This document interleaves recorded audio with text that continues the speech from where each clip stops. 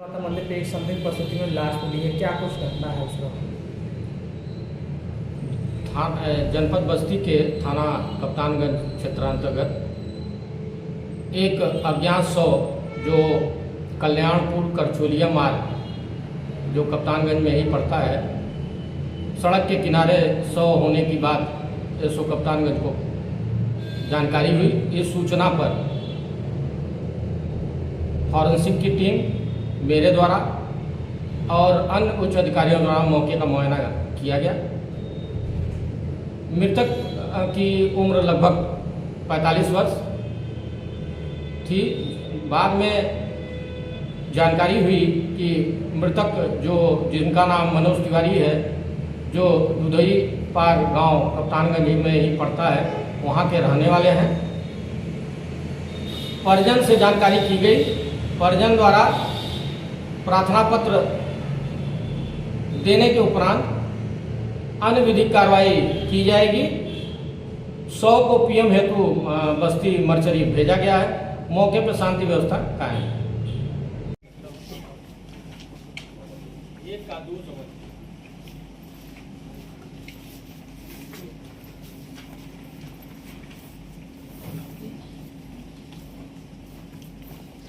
दिनांक 3 तारीख को जनपद बस्ती के थाना नगर और एसओजी की संयुक्त कार्रवाई में 4 सातिर चोरों को गिरफ्तार किया गया है, जो ऑटो लिफ्टर थे, ऑटो की चोरी किया करते थे। 4 सातिर चोर जो गिरफ्तार हुए हैं, इनमें से 3 कोतवाली बस्ती थाना क्षेत्र के हैं और 1 सोनहा जनपद बस्ती का है। आपको बता दें कि दिनांक 20 तारीख को नगर थाना क्षेत्र में एक ऑटो इन्होंने चोरी किया था। इसके अलावा पुरानी बस्ती और मुंडेरवा में भी विगत दिनों में इनके द्वारा ऑटो को उठाया गया था। इनकी मोडस ऑपरेंडी ये थी कि जब ये ऑटो चुरा लेते थे तो इस ऑटो को इसमें ये स्टिकर्स वगैरह लगा के उसको पेंट वेंट करके व्यवस्थित कर लेते थे और जहाँ से चोरी करते थे वहाँ से काफ़ी दूरी पर इन ऑटो को ये स्वयं चलवाते थे। तो इस तरह से जब वो ऑटो चलाते थे और ऑटो जब वो ख़राब हो जाता था तो उसको फिर छोड़ देते थे।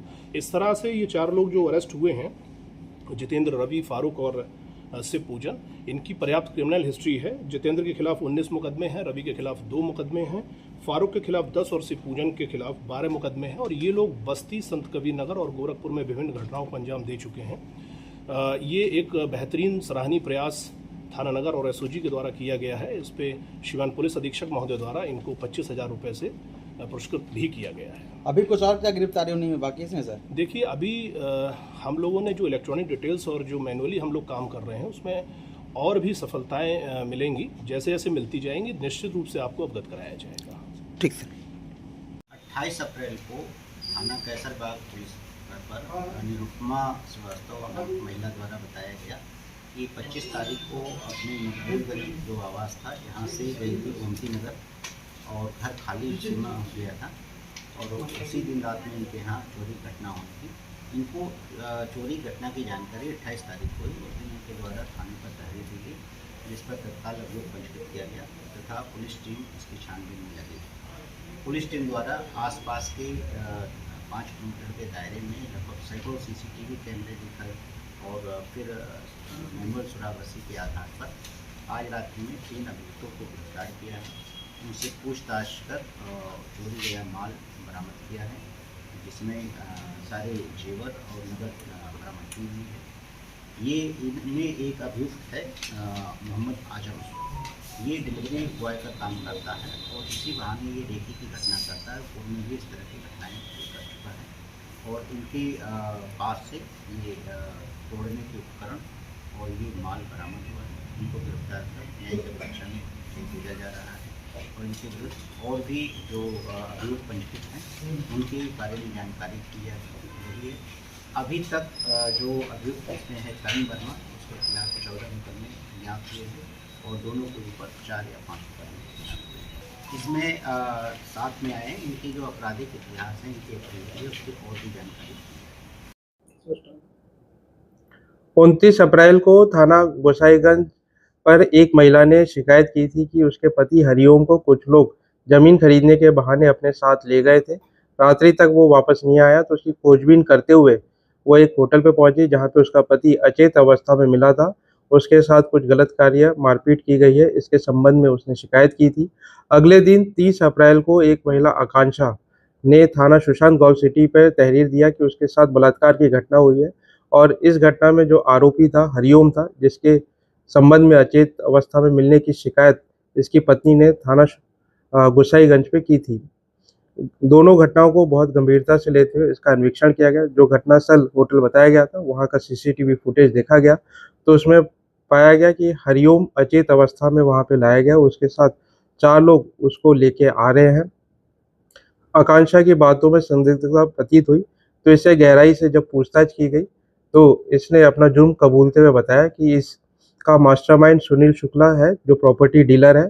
सुनील शुक्ला को भी हिरासत में लिया गया। इससे जब पूछताछ की गई तो इसके मोबाइल में भी आकांक्षा और हरिओम के आपत्तिजनक फोटो और वीडियो बरामद हुए। उन्होंने पूछताछ के दौरान बताया कि हरिओम की कीमती ज़मीन थी, 1 करोड़ से भी प्लस उसकी कीमत थी। इसको ये खरीदना चाहते थे बट हरिओम की पत्नी उसे बेचना नहीं दे रही थी। तो इन्होंने ये प्लान बनाया कि इसके साथ अश्लील फ़ोटो और वीडियो बनाकर इसको ब्लैकमेल करके इसकी ज़मीन हम लोग अपने नाम हड़प लेंगे। घटना दिनांक को 28 अप्रैल को इन्होंने उसी के गांव के रहने वाले राजू और नरेंद्र के माध्यम से हरिओम को अपने पास बुलाया और उसको शराब पिलाई। जब वो अचेत अवस्था में हो गया तो उसको होटल रूम में ले जाकर उसके साथ अश्लील फोटो और वीडियो बनाए गए। इसमें 2 अभियुक्त सुनील शुक्ला और आकांक्षा पांडे को गिरफ्तार कर लिया गया है। इसमें 2 अन्य अभियुक्त राजू और नरेंद्र इस समय फरार है। उनकी भी शीघ्र गिरफ्तारी सुनिश्चित की जाएगी। थाना सुशांत गौर सिटी ने बहुत ही सराहनीय कार्य करते हुए एक जमीन हड़पने वाले ग्रुप को, जो ब्लैकमेलिंग करने के माध्यम से इस तरह का कार्य कर रहा था, उसको गिरफ्तार किया है। इसी का रजिस्टर भी ले लो, है ना?